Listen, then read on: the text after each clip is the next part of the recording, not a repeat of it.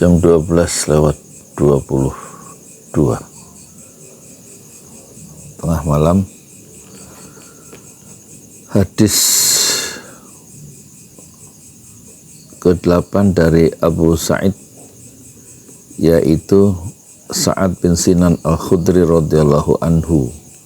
Radhiyallahu anhu artinya semoga Allah meridhoinya, bahwa Nabi sallallahu alaihi wasallam bersabda, "Kana fi man kana qablakum rajulun qatala tis'atan wa tis'ina nafsan, sa'ala an a'lami ahlil ardi fadullu ala rahibin fa'atahu faqala innahu qatala tis'atan wa tis'ina nafsan fahal lahu min taubah, faqala la, faqatalahu fakammala bihi mi'atan thumma sa'ala an a'lami ahlil ardi fadullu ala rajulin alimin faqal innahu qatala mi'atan nafsin fahal lahu min taubah, faqal na'am, wa man yahulu bainahu wa bainat taubah intaliq ilal ardi kadza wa kadza fa inna biha unasan ya'buduna Allah ta'ala fa'budillaha ma'ahum wa la tarji' ila ardika fa innaha ardu su'in fantalaqa hatta idza nasafa at-tariqu atahul mautu fakhtasamat fihi malaikatur rahmah wa malaikatul azab. Faqalat malaikatur rahmah ja'a taiban muqtilan biqalbihi ilallahi ta'ala, wa qalat malaikatul azab innahu lam ya'mal khairan qat fa'atahum malakun fi surati adamiyyin faja'aluhu bainahum ay hukman faqala qisu ma bainal ardaini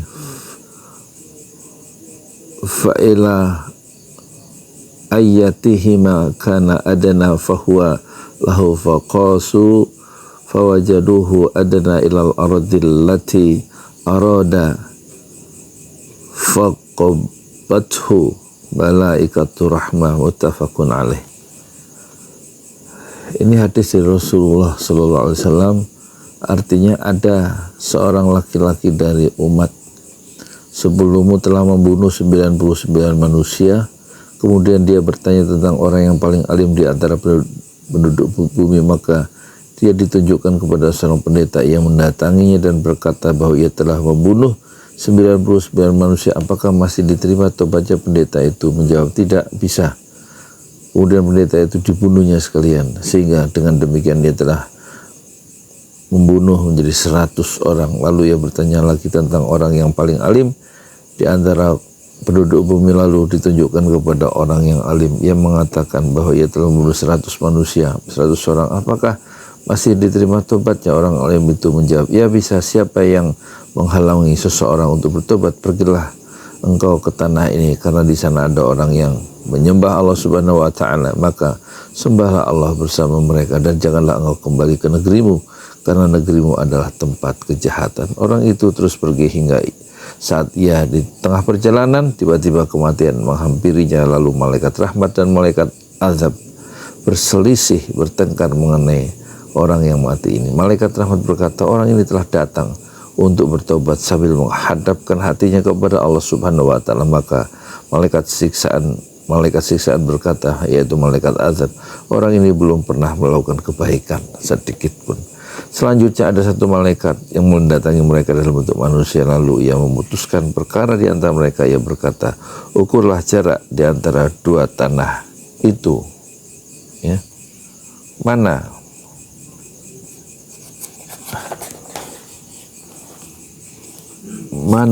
yang lebih dekat, maka dia milik malaikat tersebut. Malaikat-malaikat itu mengukur dan mereka mendapatinya lebih dekat kepada tanah tempat malaikat rahmat hendak mengambilnya. Muttafaqun alaih.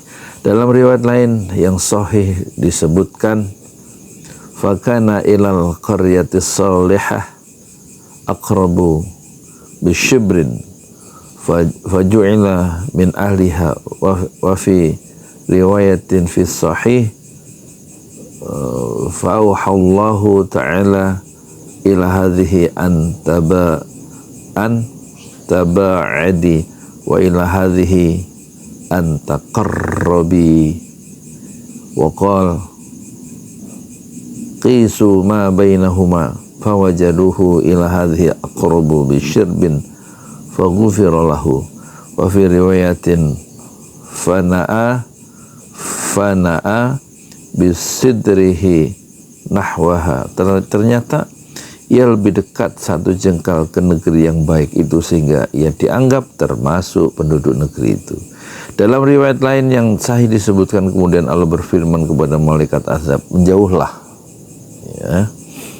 Dan Allah berfirman kepada malaikat rahmat, mendekatlah. Lalu Allah berfirman, ukurlah antara keduanya, maka malaikat itu mendapatinya lebih dekat sejengkal ke negeri yang baik sehingga ia pun diampuni dosa-dosanya, ya kan? Faghufira lahu. Penjelasan katanya apa? Rahib yaitu orang yang tidak disibukkan oleh urusan dunia, mencampakkan kenikmatannya, berzuhud darinya, dan mengasingkan diri dari pergaulan dengan para pencintanya. Man yahulu, apa itu arti man yahulu? Siapakah yang menghalang-halangi? Ini pertanyaan yang tidak membutuhkan jawaban, pertanyaan retoris ya, melainkan untuk menyangkal. Maksudnya adakah yang menjadi penghalang dan pemisah bainahu, antara orang yang tidak bertobat dengan tobatnya, ardun kadza wa kadza, artinya kota anu. Menurut At-Tabrani kota itu bernama Busra, yaitu suatu tempat yang mayoritas penduduknya adalah orang-orang kafir. Nisfat tariqi, setengah perjalanan. Nisfat tariqi, maksudnya ia telah menempuh setengah perjalanan. Al-Aradaini, dua kota, maksudnya daerah yang ditinggalkannya dan daerah yang ditujunya. Adna, yang lebih dekat.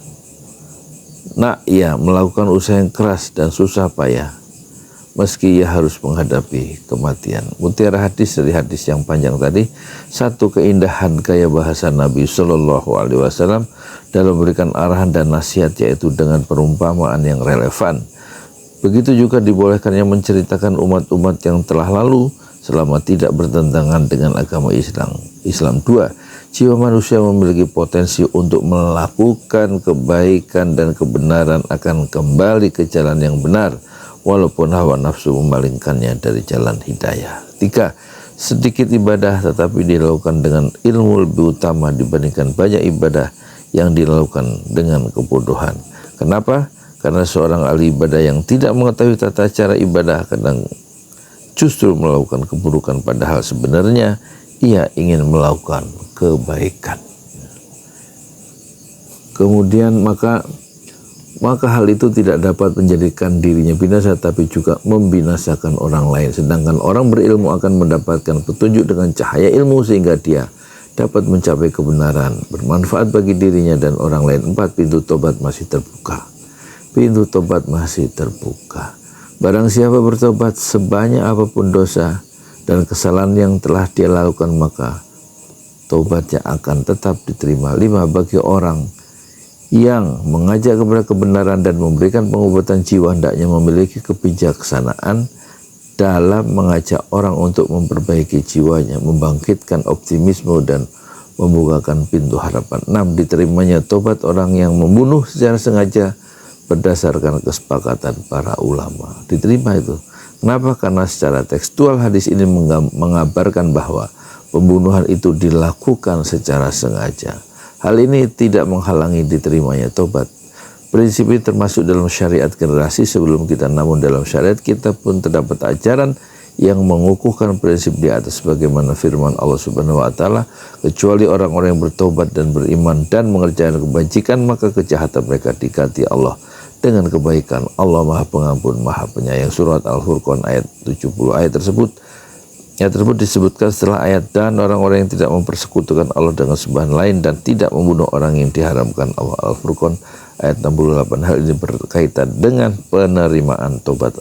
Adapun hak kaitannya dengan penegakan hukum terhadap kasus, maka apabila kasusnya dilaporkan ke pengadilan, maka tobat ini tidak dapat mengubah hukuman kisos dan had yang harus diterimanya. Yang ketujuh, mutiara hadis yang panjang tadi adalah menjauhkan diri dari pelaku maksiat dan memutuskan hubungan dengan mereka selama mereka berada dalam maksiat. Sebaliknya, ia harus berusaha untuk selalu berteman dengan orang-orang yang bertakwa, orang alim dan beramal soleh. 8. Allah Subhanahu wa Ta'ala mencintai tobat seorang hamba dan mengabarkan kepada para malaikat atas kebanggaan Allah Subhanahu wa Ta'ala terhadap mereka dan membimbing mereka ke jalan keselamatan.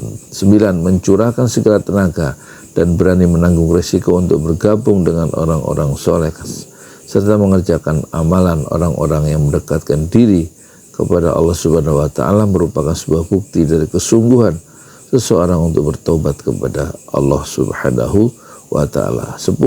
Menggambarkan sebuah kondisi atau mengutip ucapan dari orang lain yang tidak disenanginya, maka sebaiknya diucapkan dengan tidak langsung. Begitu pula ketika kutipan itu harus disampaikan kepada orang lain, maka kalimat tersebut tidak perlu dikaitkan dengan pelakunya. Hal ini untuk menjaga etika pembicaraan sebagaimana diungkapkan dalam sabda Nabi SAW. Sesungguhnya dia telah melakukan pembunuhan, lantas apa yang dapat meringankannya dan siapakah yang dapat menghalanginya untuk bertobat. 11.